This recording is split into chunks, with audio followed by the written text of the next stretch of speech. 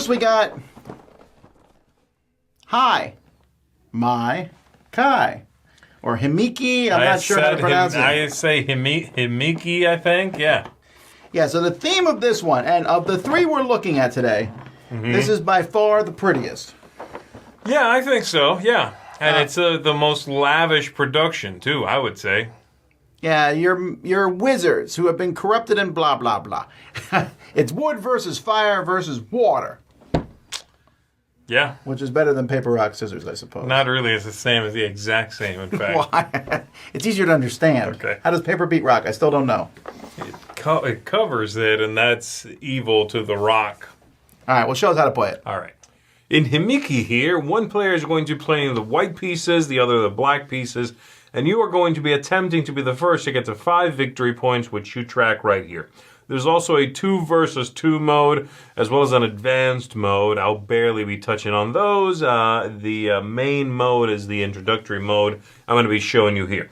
So the players take turns putting out their pieces on these 3 spaces, with the first player placing out one of them however they want to, the other player then doing 2, then the first player once again will do 2, and then that player will do 1 more, like so.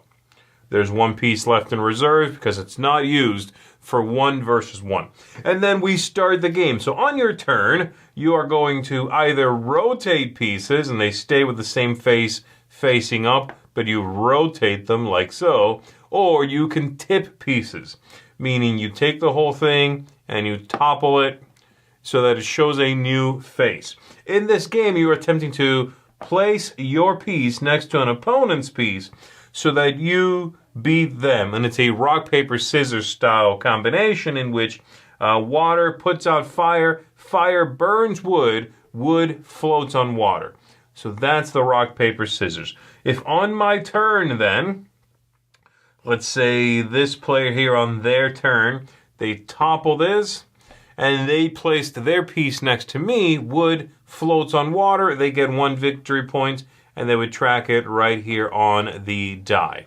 Once they've done that, then we keep going. If ever they put a piece next to it that would be a losing proposition, they do not give me a point. It has to be the active player who earns a point.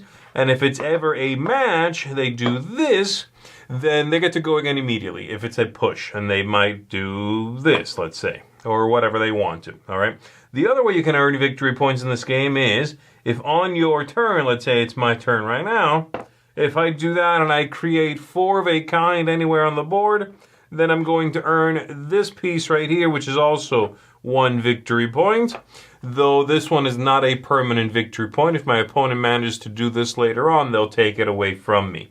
So this is 1, and there's 1 for wood, and there's 1 for red as well.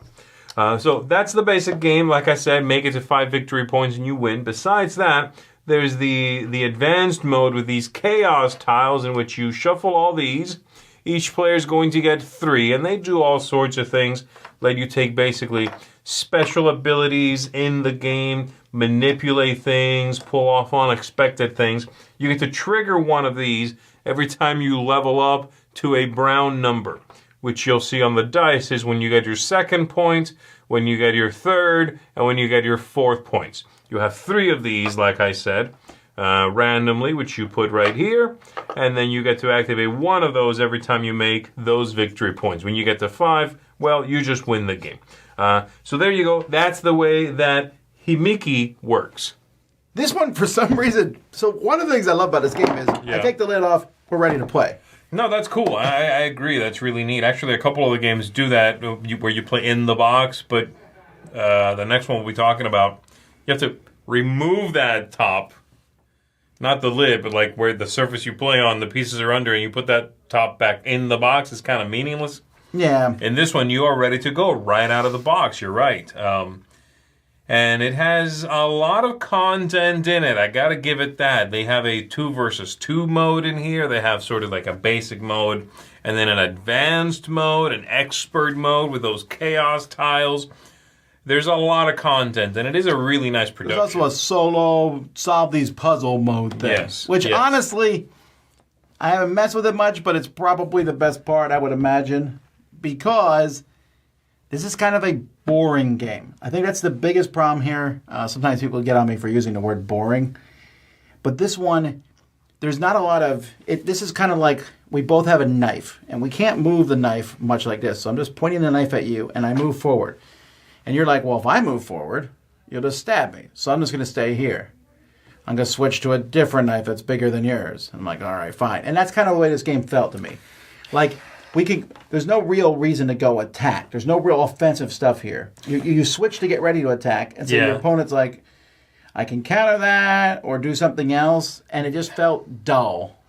Except for one rule in the game, I agree with you. I like the idea that you can get points by just making, like, there being 4 water or whatever on the board, and you get that one sort of impermanent point.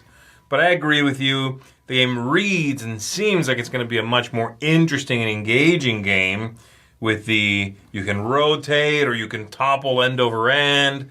Oh, interesting. A rock, paper, scissors. Everything is, ebbing and flowing.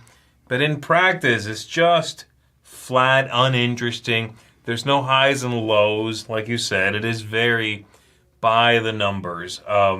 It's a gorgeous production, unfortunately, and it seems like there's an interesting game under the surface, but I'm not finding it. Yeah, and the advanced game adds, I think, even more chaos and luck to the game, which doesn't make the game better. I thought that was weird. I thought that was a strange expert mode. Expert takes away from the elegant abstractness of this game. I figured they would want to put that foot forward. But no, they're saying more chaos is the better game, or the expert game. I thought that was a strange move. Yeah, this one's for me is just a 5. Don't really enjoy it very much. I like the way it looks. I like the idea of it, and if it didn't have for those 4 matching symbols, I would give it even a lower score, because then there would be nothing to it. Yeah, I'm giving it a 4. This is not one I'm going to be returning to in any sense. I am also, I think, a bigger I find rock, paper, scissors to be a bigger detracting thing than for you. Sure. You enjoy that mechanism all right? I often like it. I really dislike rock, paper, scissors as a mechanism. So, a 4 for me. Hi, Mika.